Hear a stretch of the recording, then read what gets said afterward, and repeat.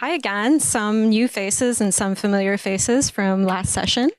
Title of our presentation, Trauma-Informed Facilitation and Digital Media Literacy Education. We'll be talking a bit about the intents of our presentation and what we're going to accomplish today in the next couple of slides. Thank you for attending. And so my name is Khadija Baik. I am a Research and Evaluation Associate at MediaSmarts. I'm here with my colleague, Vanessa Turiotunga, who is also a Research and Evaluation Associate. Before we begin, I'd like to acknowledge that MediaSmarts offices are located on unceded Algonquin Anishinaabe territory. At MediaSmarts, we ground our research processes in care and reciprocity. This includes being in a constant state of learning, especially when it comes to understanding the digital well-being and experiences of Indigenous peoples and communities all across Canada. We're committed as an organization to creating and maintaining respectful processes and relationships that recognize and strive to address power imbalances across the digital media literacy landscape. I didn't get to do this earlier, but mic check. Can everyone hear me in the back? Okay, wonderful. So a bit about us as an organization. MediaSmarts is Canada's nonprofit charitable center for digital media literacy. Our vision is that everyone is empowered to engage with digital media, or all forms of media, I should say, confidently and critically. And so to achieve this goal, we conduct and disseminate original research that contributes to the development of our resources, as well as informing public policy. We develop internationally recognized educational programs for teachers, parents, general audiences, and others. And we conduct awareness-raising activities to further digital media literacy in Canada. I will plug Digital Media Literacy Week, which is coming up within October. So check that out. And so in this presentation, we'll share some best practices on how to implement a trauma-informed lens in digital media literacy education and facilitation. So we're going to provide an overview of the project, which really pushed us as an organization to become trauma and violence informed. It's titled Moving On, Digital Empowerment and Literacy Skills for Survivors, which we will definitely shorten to models throughout this project. And it was designed and developed by MediaSmarts.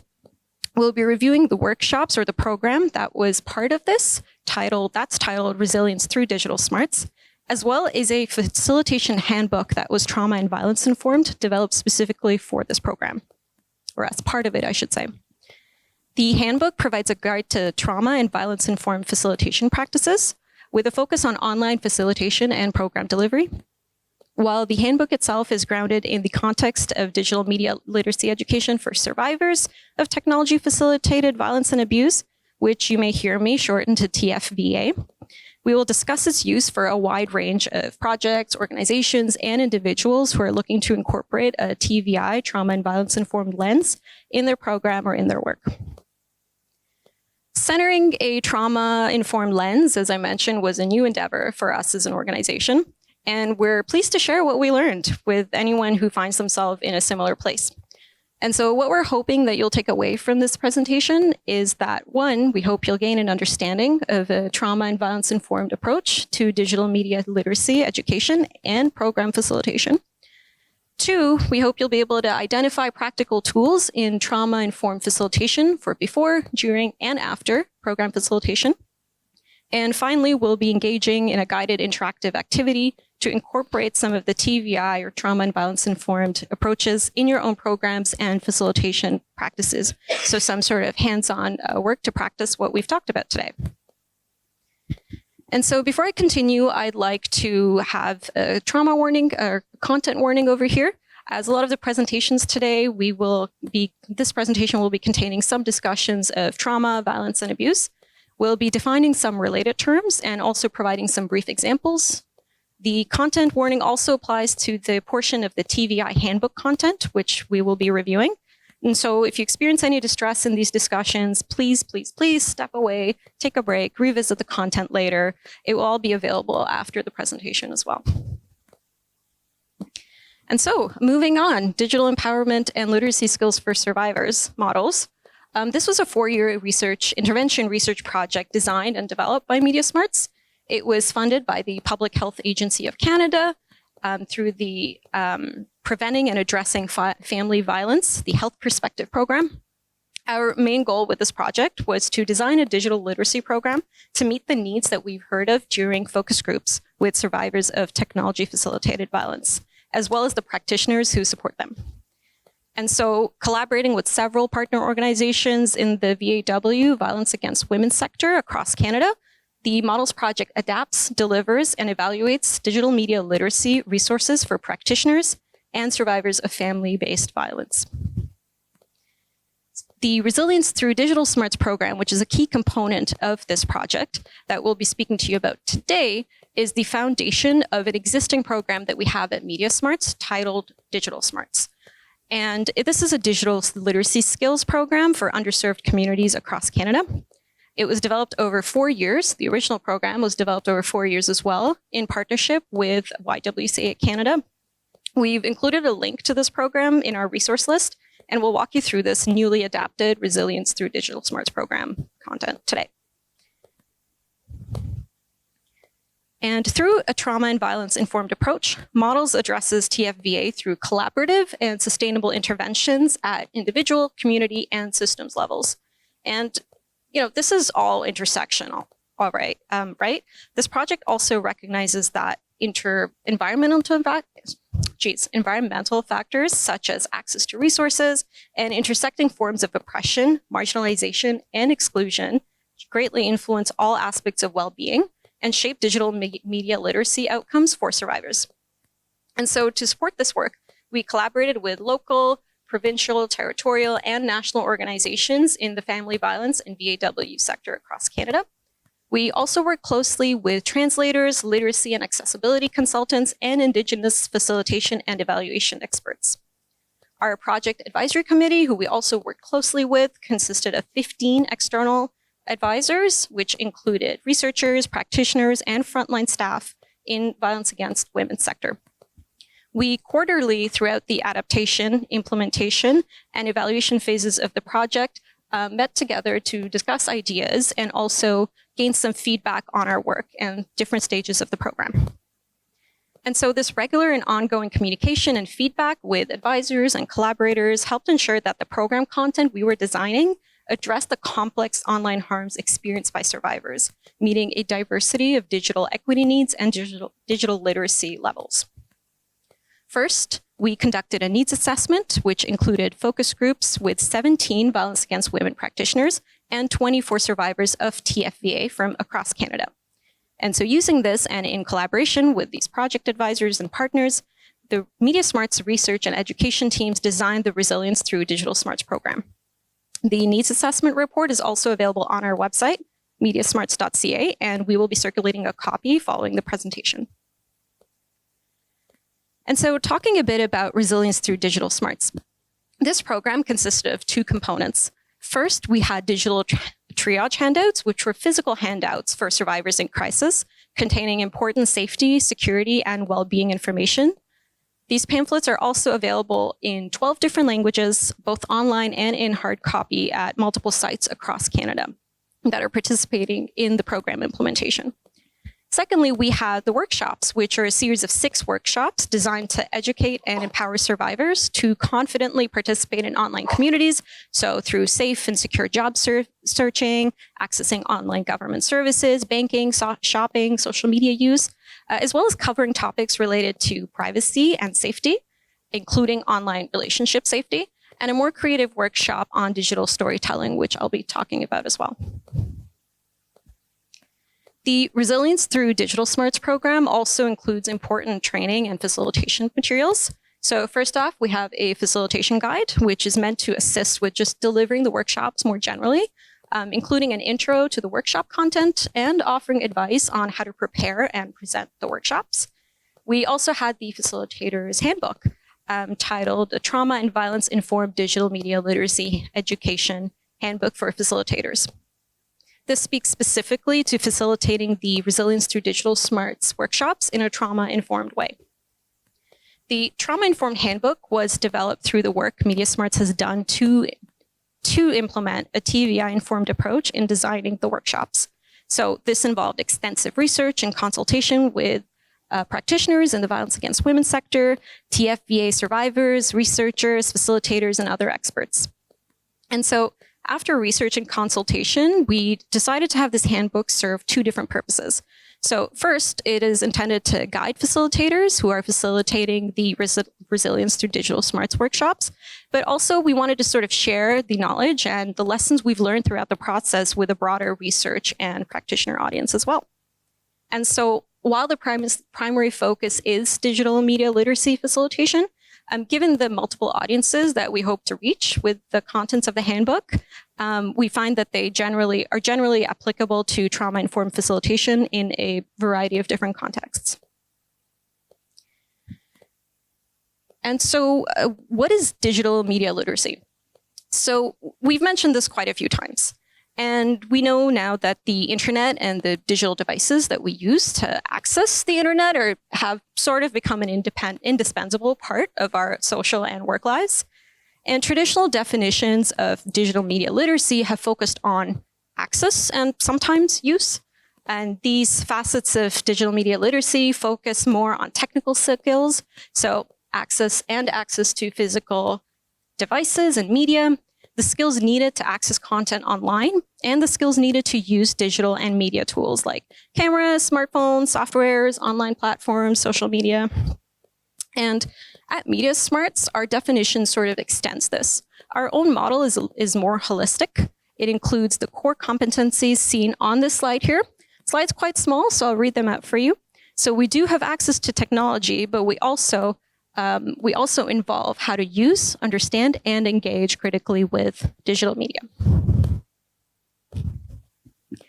And so I've been talking about TFVA, Technology Facilitated Violence and Abuse, and I'd just like to describe it or define it clearly here.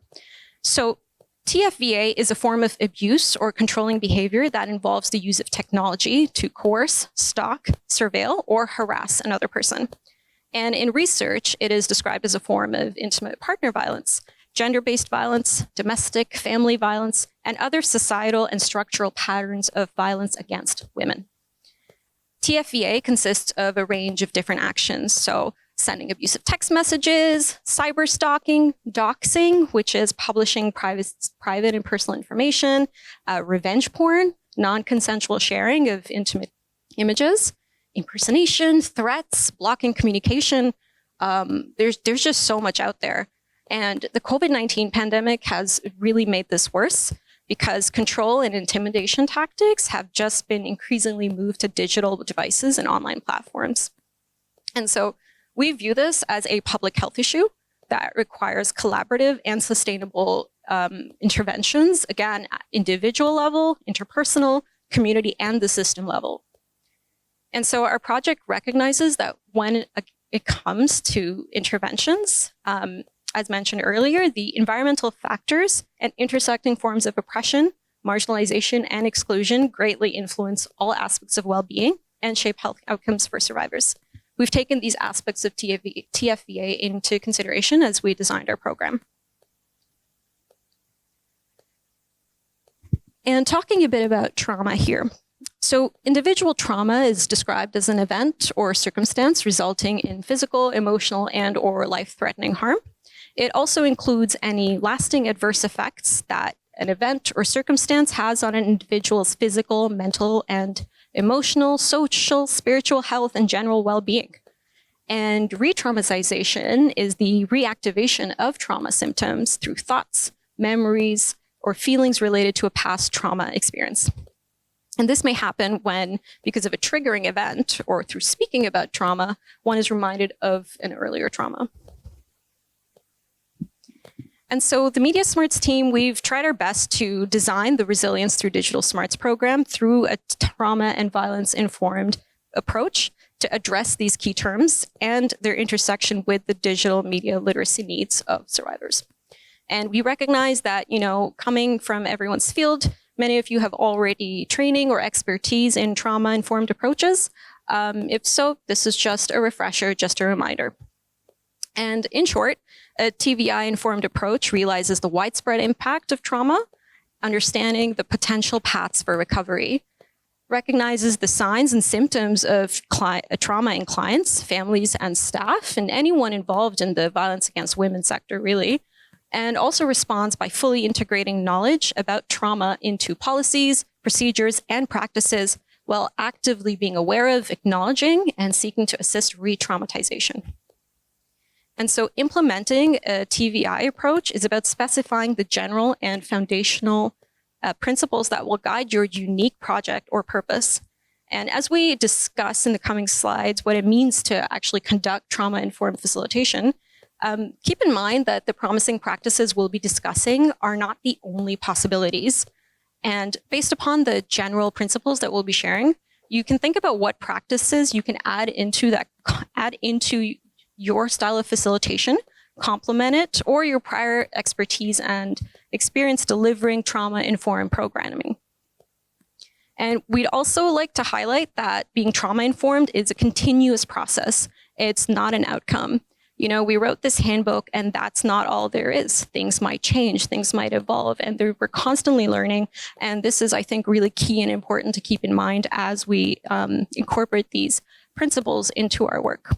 And, you know, as we're doing that, we are continuously welcoming comments or suggestions or feedback or promising practices. So please feel free to reach out. And so before we get into the details of the handbook, which is sort of the next portion, we just want to pause and ask if anyone has any questions. Yep. Yes.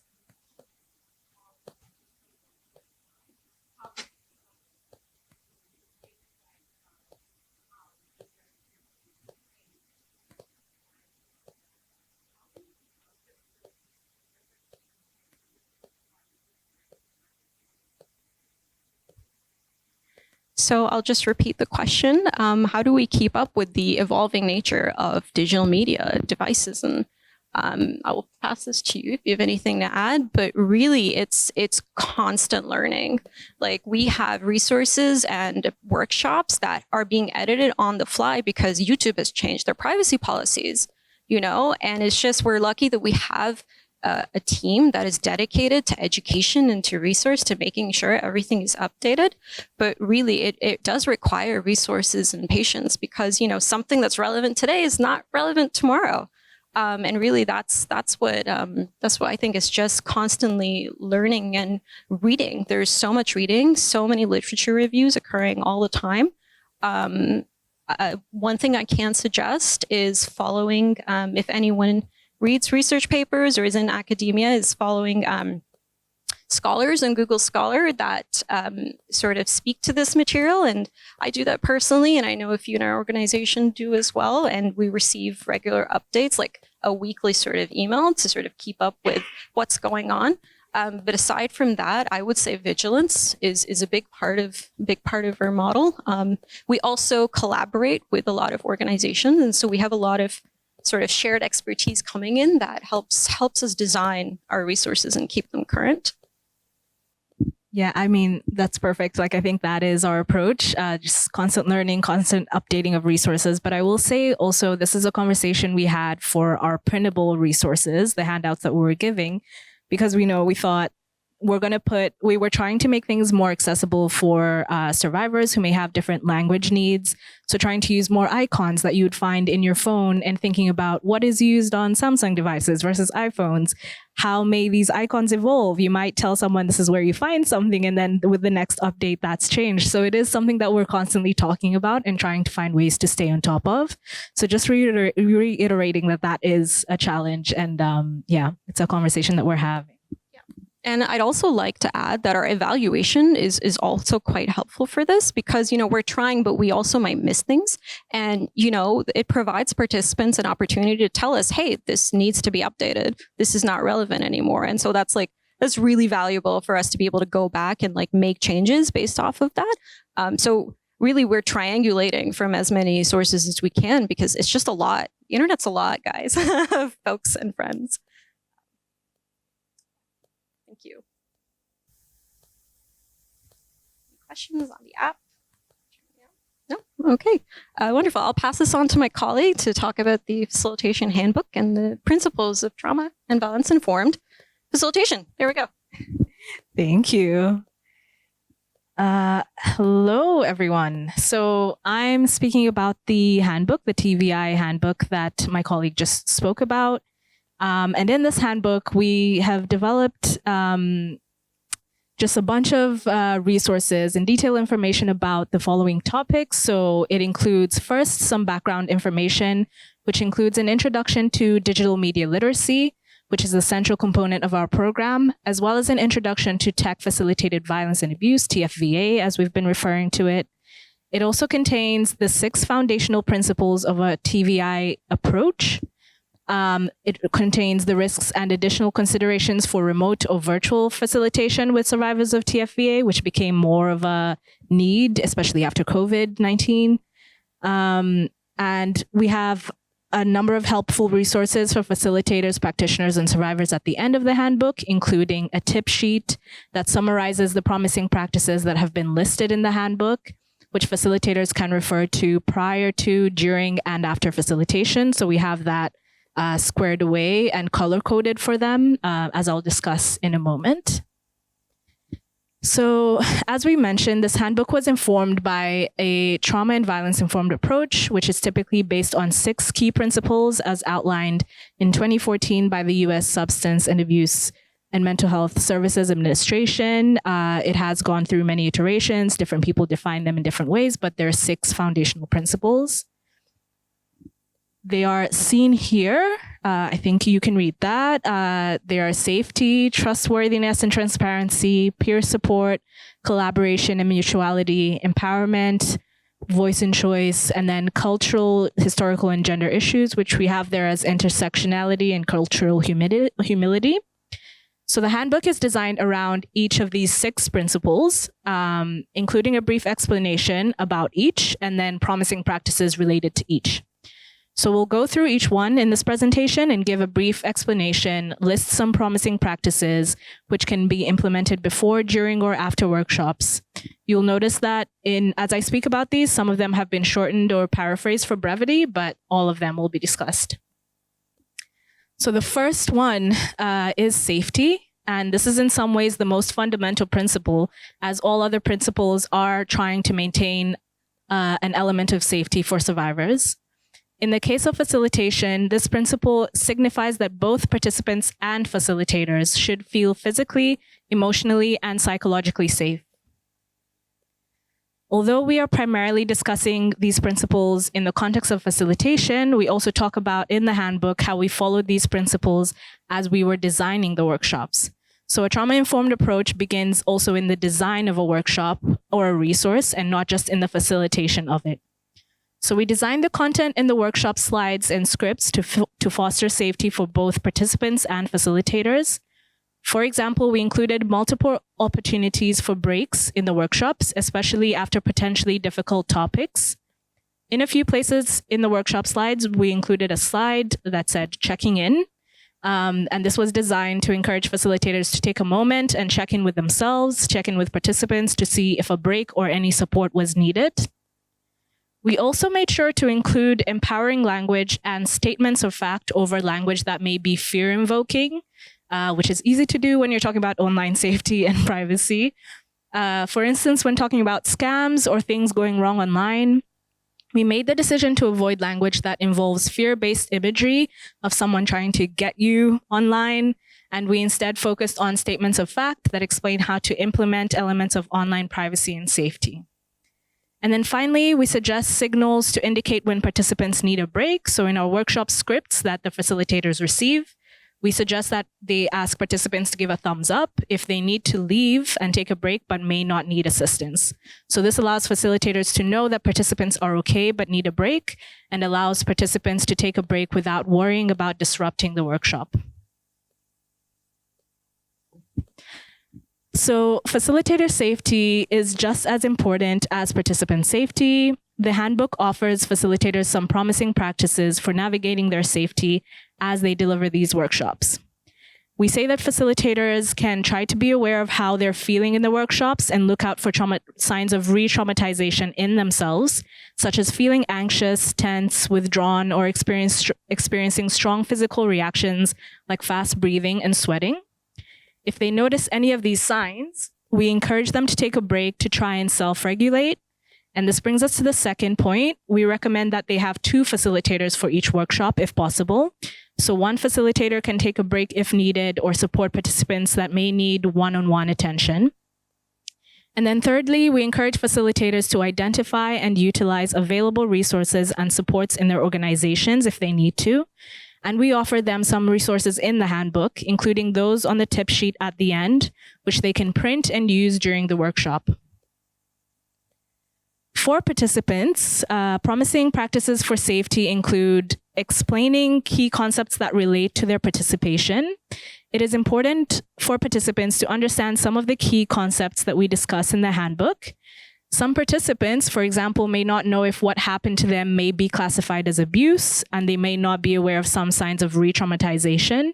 So information is really key in allowing participants to engage in trauma-related workshops safely. Although this information may be built into the workshop script, which it is important to reiterate to facilitators that they should confirm and double-check with participants to make sure that they understand. In facilitating a workshop, it is also important to think about the way that you set up a physical space. If you're delivering workshops in person, think about, are exits clear? Are all participants able to see you, the screen, and each other? Are there designated spaces where participants can take a break or seek support? All these considerations relate to their feelings of safety. As facilitators do for themselves, it is important for them to look for signs of re-traumatization in participants, especially after potentially difficult discussions. And they need to prepare some de-escalation techniques. One that we suggest in the handbook is a simple breathing exercise that involves diaphragmatic or deep breathing, where the stomach rather than the chest expands and contracts with each breath. This technique can help to prevent hyperventilation and may stop or slow down a panic reaction that may come with re-traumatization. So all of this is what is included in our instructions to facilitators who are delivering these workshops. And one final suggestion that we give to facilitators is to debrief with participants who may need it, using 3 steps in particular. First, ask them about their remaining needs and concerns. And then from these needs, identify and offer any immediate or practical assistance you can give. And then finally, connect them with social support and resources that they can access in their daily lives.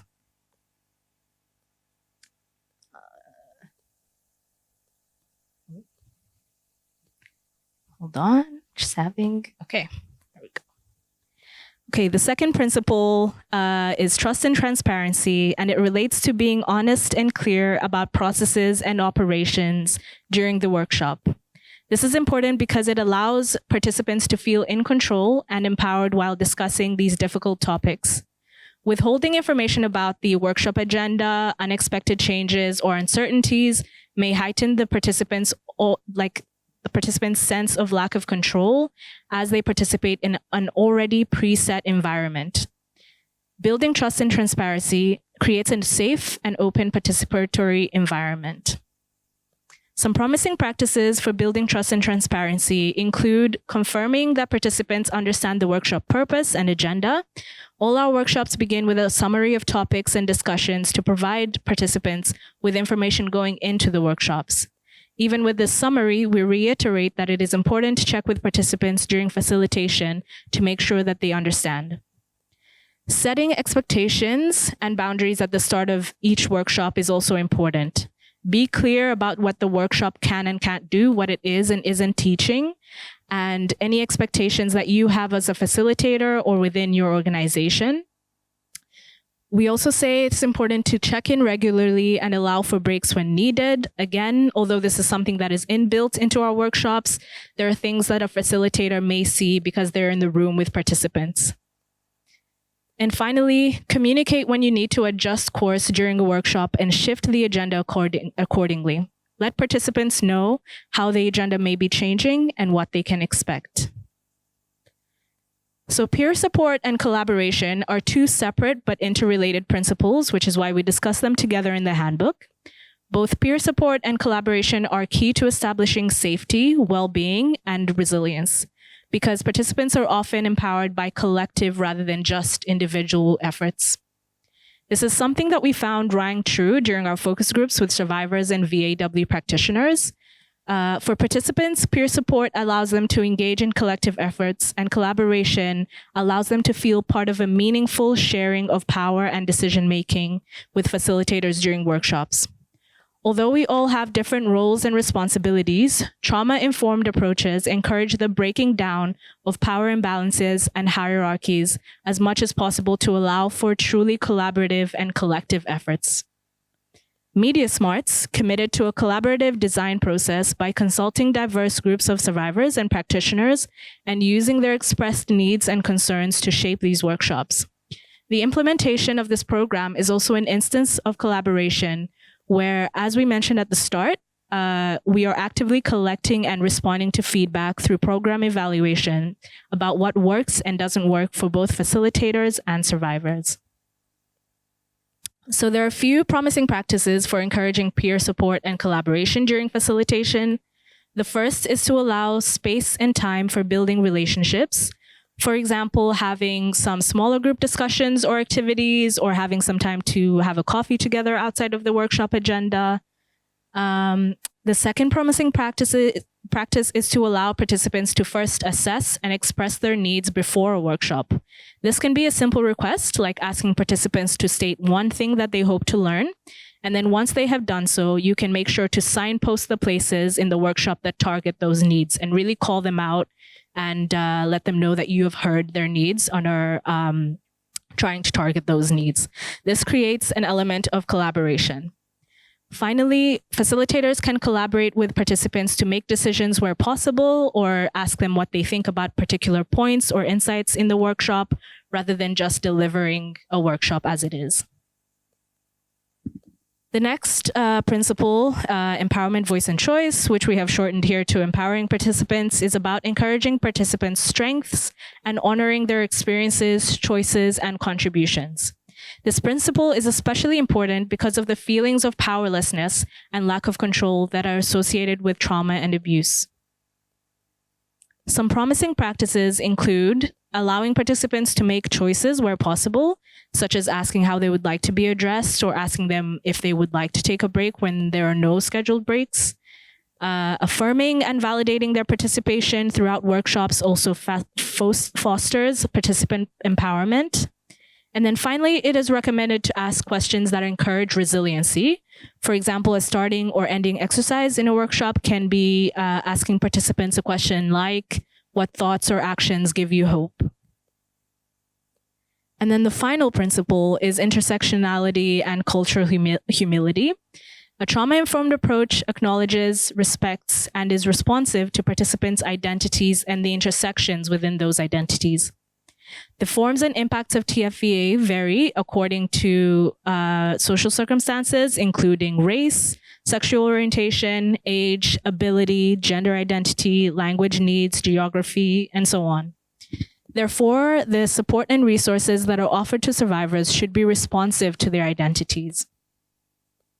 This project is shaped by MediaSmarts' work with a diverse network of partners across Canada and advisors who themselves serve a diverse group of survivors. For example, this project includes organizations from Eastern and Western Canada and in between. Survivors of all ages are represented, from young to older adults. Some partners work with newcomers to Canada, some work with Muslim women, some work with Indigenous communities, and almost all of our partners are offering services in multiple languages to address varying language needs. So for facilitators, engaging with participants that come from a variety of social circumstances, this trauma-informed principle is primarily about listening to participants and maintaining awareness of their different cultural and social contexts that inform their participation. So some promising practices include maintaining awareness of their identities, their intersections, and how they may impact participants' trauma and participation. For example, in our focus groups with survivors, we heard from Indigenous women who experienced interpersonal relationship abuse, as well as systemic racism and colonial violence through the legal system. So their experience, which is informed by their identity as Indigenous women, led us to ensure that where we have suggestions in our workshops to seek legal support, we also include alternative community supports and resources that they may be more comfortable with. During facilitation, be respectful and open to different cultural approaches and ways of knowing, but avoid assumptions and generalizations of different identities. Where possible, it is recommended to have culturally responsive programs that involve meaningful consultation with community experts and are led by members of that community who have the direct cultural knowledge required to deeply engage with participants. Facilitators can also be responsive to how participants engage with the workshop content and how they present their unique perspectives and take the lead from them. This relates to the importance of inclusivity in facilitation, which is about listening to and taking cues from participants to incorporate their expressed identities and their perspectives within the workshop. In practice, this can include referring to them by their preferred names and pronouns, by mirroring the ways they speak, the examples they give, the way they paraphrase what you're talking about, the way they interpret and speak about the workshop material, and really taking the cue from their language and using their language. So in the handbook, we discuss trauma-informed principles with in-person facilitation in mind. However, we recognize that there is a need for remote facilitation at times due to limitations or the additional flexibilities and benefits that it may offer, such as allowing survivors to participate from a familiar location or accommodating survivors with caring responsibilities. So implementing trauma-informed principles is context sensitive, and some unique concerns do arise from engaging with survivors on virtual platforms. These include potential blurred boundaries between participants' spaces. So participants may be in a space where they do not feel comfortable or safe, especially if it is a place in which they have experienced trauma. If you're meeting survivors who are at home, you never know what has happened in that space. A related concern is the lack of shared space between the facilitator and the participant, which may lead to unclear social cues, misinterpreted silences, and a general sense of not being emotionally attuned to participants. It can be difficult to carry out some of what we have already identified as promising practices, such as looking out for signs of re-traumatization when conducting workshops in an online setting. And the final concern that pops up is screen fatigue, which can worsen participants' already vulnerable states. So some promising practices that we came across to mitigate for the increased risks that come with remote facilitation include confirming that participants are in a safe and comfortable space before beginning a workshop. So on your end, you can encourage participants to join the workshop from a comfortable or safe space when you are sending out the workshop invites. And at the start of the workshop, you can check in with a question like, first, could you let me know if you're in a safe space to participate? If the answer is no, you can instruct them to move to a safe space or instruct them on how to exit the online workshop if they need to. A second promising practice is to ensure online privacy and safety. Online, you can have participants register and send them a password for the event to prevent uninvited guests. You can also provide participants beforehand with resources that can guide them on implementing some online privacy and safety features if that is something that they're worried about. The online setting can also provide some unique features to enable safety and well-being. So some research suggests that breakout rooms can encourage peer support and collaboration by allowing small group discussion, and can even be used to have a different online space that participants can go to speak to a facilitator if they're feeling distressed during a workshop. So a breakout room can have one facilitator present at all times, for example, as a one-on-one support space. And then finally, during an online workshop, it is important to consider your body language and environment and the way that may come across to participants. A promising practice is to sit far enough away from the screen so that your gestures and body language are visible to the participants. And you can inform them of any ambient noises that may be picked up from your microphone. Both these practices put participants at ease in the context of a lack of shared space between the participant and facilitator. So the handbook ends with a tip sheet. This is small text, so you don't need to be able to read these slides, but it's just an illustration of what it would look like for facilitators who receive this. And the tip sheet summarizes the promising practices listed in the book, and that is on the right there, that list. And then there's really clear instructions of which practices they need to refer to before, during, and after facilitation.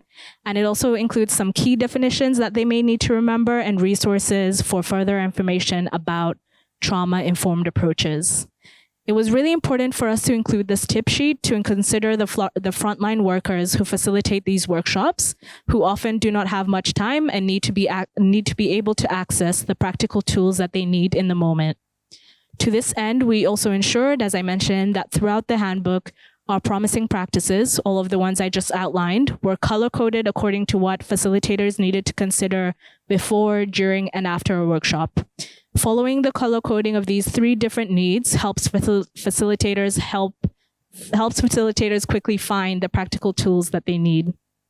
Now that we've spoken about the handbook, I will pause one more time for questions.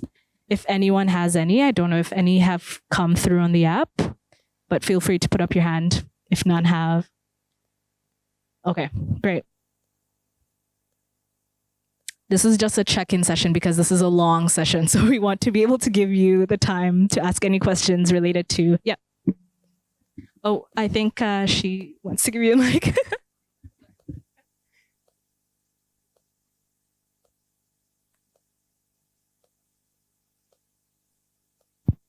Hi, is it working? Okay, thank you for this. Yeah, so all of those practices that you have described, when you put them in place, like, are there any chances where the participants could reflect on how well those practices impacted them, like positively, or any suggestions that they can, voice for improvement? Yeah, I mean, I'm not sure how much, because these are things that are inbuilt within the workshops and facilitators are doing in a natural way almost. But in our interviews with participants and in the surveys that they've filled out as part of our evaluation program that we have, so they fill out a survey before a workshop and after a workshop, they're able to reflect on any positives and negatives that they found within the workshops. And we have had participants say, the facilitator was great, we had enough breaks, we had, enough of, people answered questions, people made sure we understand. So we have had that positive feedback to kind of gauge from participants that these practices are working. And of course, if we received any feedback to the contrary, we would know that there are more practices to implement. But thankfully, related to safety, I don't think we've had any issues at all. And hello, can you hear me? Right. And one thing that did come up in the interviews were the breaks, where really it was up to the facilitator's discretion, right? And they talked about participants talked about how they really appreciated the breaks and the chances to check away and the check-ins, but also that the facilitators were trained to sort of judge at their own discretion when we want to keep going, when we want to stop, and taking into account what participants want. So asking them how to proceed. So that was something that participants did explicitly voice to us during our interviews that they appreciated. I think, okay, maybe her and then her. I think her and then her.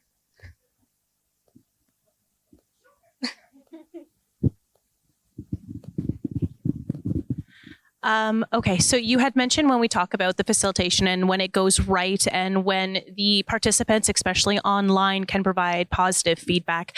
My question for you would be, should there be a circumstance when you're doing an online facilitation and it goes wrong? If you are noticing that someone online has an unsafe environment, or there could be an issue with privacy, you're doing an online facilitation and you notice that one of your participants takes a photo of their screen, and in that photo, there's other participants' names, images, and that type of thing. So given what we've been talking about and the emphasis on that security and safety when doing facilitation, for the safety and security of other participants, how would you appropriately address circumstances when it does go wrong and there does need to be some acknowledgement of unsafe behavior, the potential for privacy leaking, especially in a digital perspective, that type of thing? What do you do when it goes wrong, and how do you safely facilitate that communication so that that person also doesn't feel that they are doing something that, that might create a barrier in their participation? Yeah, that's a good question. I will say that for us and in the way that we deliver this program, that isn't really something that we come across because we train facilitators who are VAW practitioners to deliver these workshops to the survivors that are with them in these emergency shelters and transitional homes. So this kind of unsafe behavior, observing certain behaviors that may be unsafe for participants, would happen on their end as they are facilitating the workshop. And because these are survivors that are under their care in these emergency shelters, that would be dealt with within the organization that they're a part of, rather than as part of MediaSmarts kind of jurisdiction in this area. I'm not entirely sure because this is not my expertise. These practitioners that we work with, our service delivery partners, have years and years of experience in navigating survivor safety. So I'm not entirely sure what the process would be in that scenario, and we haven't heard of situations like that so far. So yeah, I don't know, Khadija, if you have anything to add.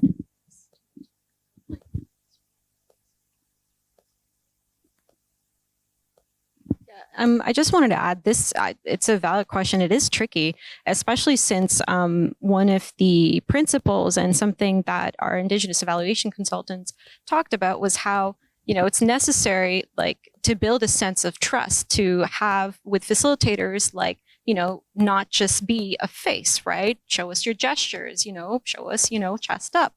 And even amongst survivors, right, having their cameras on if they can, right, so that women see real faces across screens.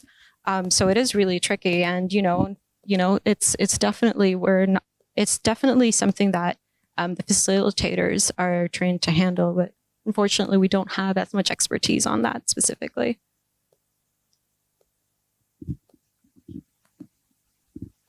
Hi, I was just wondering, you mentioned kind of the wide range for focus groups and consultation that you had with survivors. Is there kind of an average age demographic that you run these groups with? Yes, so the workshops are open to anyone above the age of 18. So anyone is welcome to attend. We have found personally that, as opposed to youth and older adults, the age demographic tends to sort of fall in the middle. So women who are in their 30s to 40s, but no, it's open to everybody, and we've tried to make it accessible to everybody, including older adults. Which, I mentioned the scams, but actually in our needs finding assessment, the survivors who mentioned, concerns about scams online were older adults that we interviewed. So we've tried to be as inclusive as possible.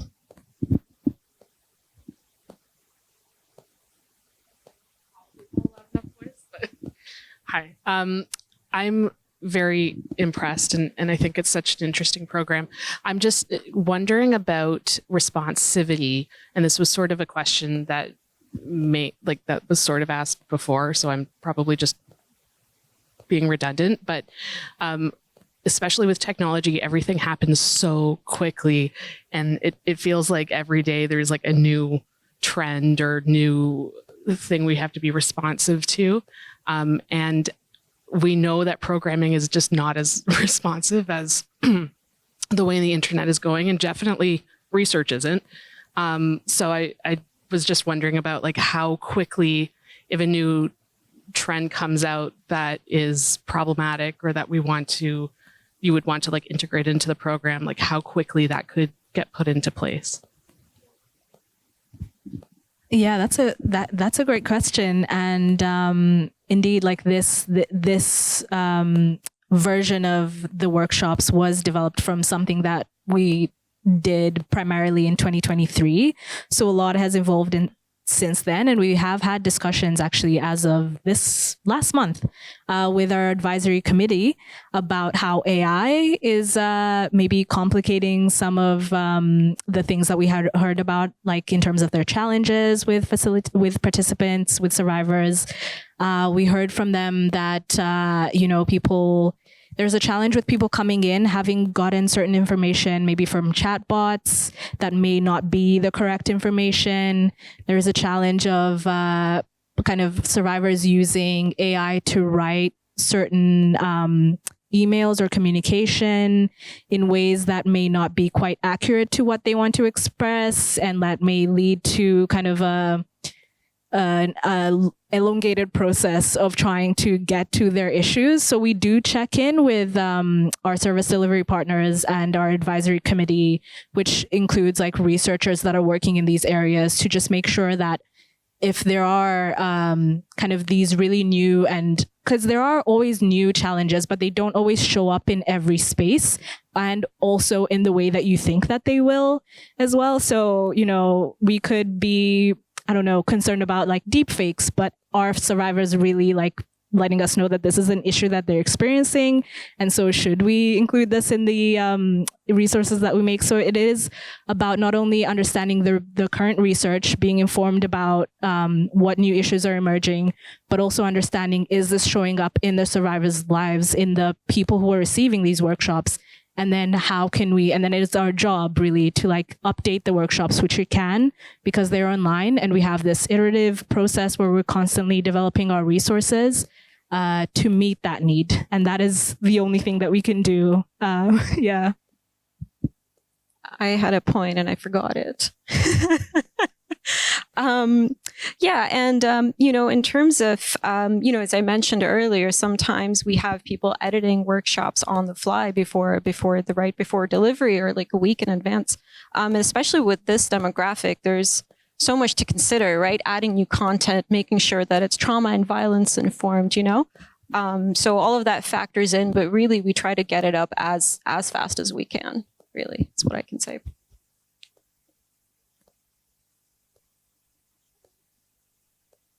No? Okay, we will continue.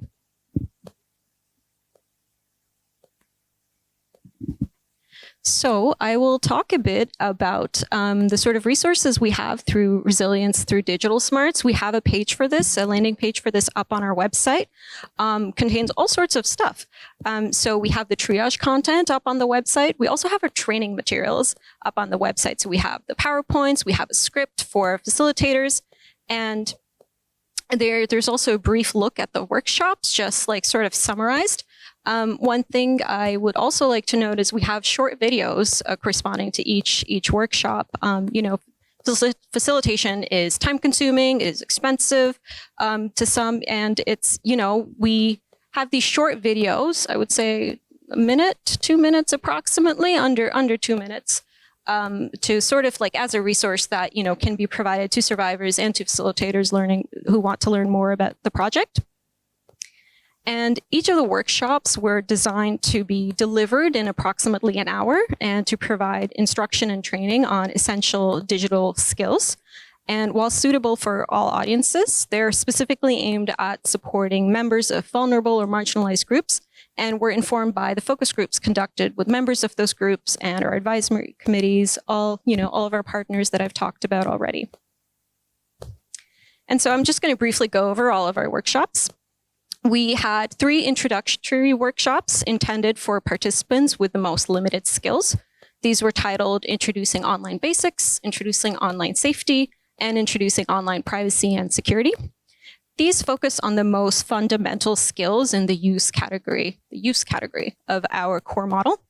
So they address the concerns that have been identified as most often preventing participants from accessing digital technology or being active in these online spaces, and provides participants an opportunity to get their feet sort of wet in these sort of spaces. And we are cognizant of the fact that, you know, many participants will probably complete 1 or 2 workshops. And so we have some repeated content between workshops because we wanted to make sure that everyone is getting the essentials. We also had 2 advanced workshops designed for participants who are active internet users, but who are concerned about experiencing new challenges because of this broad range of activities that they engage in. And these are titled Online Relationship Safety, so how to date online safely and keep things private and safe as much as possible, and also Advancing Your Online Privacy and Security, which talks more about social media and location and all that sort of stuff. We also offer a digital storytelling workshop, which introduces participants to digital storytelling and trains them how to use our own MediaSmarts digital story tool to tell their own stories. So a workshop to sort of provide something beyond modes of crisis and help participants tell their story. And digital storytelling is an intentionally stripped down form of media making. Because a digital story contains only still images, spoken narration, and music, it removes both the technical and skill barriers that may keep participants from making media. And we also ask participants to keep it simple, which helps remove a bit of the self-consciousness that comes with doing something creative, especially if you're doing it for the first time with a lot of people around. And in our research, we found that survivors of TFVA found making media is a good way of dealing with their experiences and help them gain a sense of empowerment. And making and sharing stories can help individuals to better understand their own experience, help them find the strength to share their voice, and gain confidence in the power of that voice. We would like to emphasize, though, that this workshop is not meant as a therapeutic session.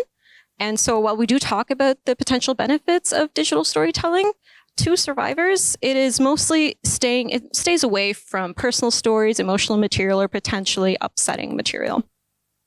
And so over the course of this workshop, participants learn what a digital story is, explore different approaches to digital storytelling, identify what makes a good digital story. Then there's hands-on activities. So they plan, script, and record a simple digital story at the workshop. And then we get them thinking about whether they want to publish their story, how that would look like. So talking about the workshops in general as well, each of our workshops contain slides that can be delivered in person or remotely. We have scripts for facilitators with narration for each slide, which you can print ahead of time for review. We also have quizzes, sort of as knowledge checks, partway through the workshops at multiple points, just to sort of check in and see how, whether that knowledge sat, if anything needs repeating, and whether it's been applied in practice. We also have activity sheets that support the practical activities we have built into the different workshops. And we have practice sheets and videos that are designed to reinforce learning after the workshop that participants can take home with them and review that night or within a few days of the workshop. And so in terms of structure, most of our workshops follow the same structure, start with an overview, and then they introduce the content topics. Each section within the workshop, as I mentioned earlier, is followed by a quiz or hands-on activity. And each workshop ends with a section on troubleshooting, review of unfamiliar vocabulary, and an opportunity for participants to ask questions. And then finally, participants are given a link to a follow-up video and practice sheets. And, we're almost at the activity. So this is, we have a point here for questions if anyone's got any.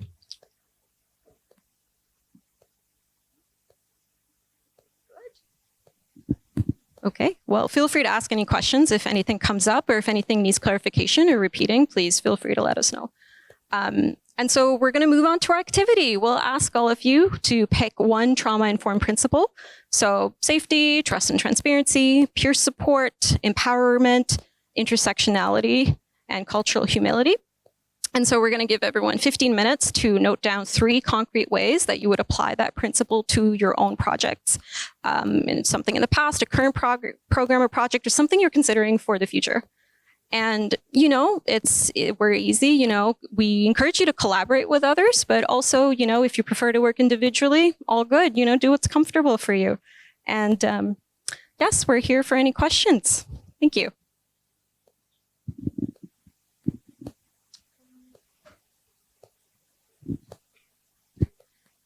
Oh, I would also like to add, if anyone needs us to flip back to any of the principles, please let us know and we'll flip back to the relevant slides.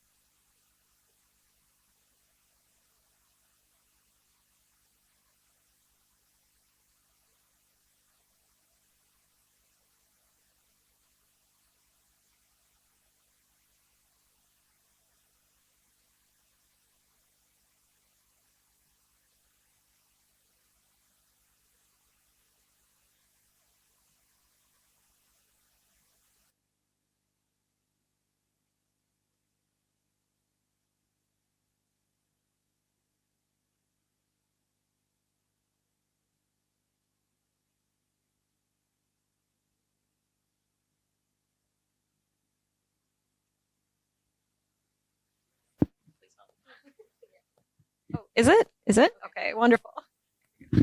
Hi.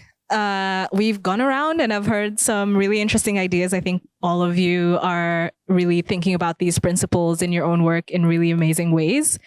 Before we finish, I just wanted to mention that we will be hosting a virtual training session for the Resilience Through DigitalSmarts program, the program that we discussed throughout this project, throughout this presentation. And this will be this coming January 2026. We haven't settled on a date, but please use the QR code to access the sign-up form. And once we get your information, we'll be in contact to let you know what date it will be. And the session will include an introduction to MediaSmarts, the program, a walkthrough of the trauma-informed handbook that we just discussed. We will also walk through all 6 of the Digital Resilience Through DigitalSmarts workshops. And we'll be discussing the content, the format, some suggestions for delivery. And it will also include a discussion of the evaluation components of the program. And there'll be plenty of time for questions and interaction with the MediaSmarts team. So if you or anyone you know is interested, please use the QR code to sign up and we'll let you know when that will be. Yes, we are at time. We would have loved if we could have shared, collectively some of the principles that we've forged together. Those are the words. And, since we're at time, we do encourage you to share amongst each other and amongst yourselves, because based on who I've talked to, there's so many different approaches to the different sort of programs that are being implemented. So this is great. Thank you guys. I hope that, you've taken away something from this, and hopefully you can apply it to your future projects. And check out the tip sheets on the website, because that'll be a great reminder of how to incorporate TVI into your work. So thank you so much for attending. Really appreciate your time. Thank you.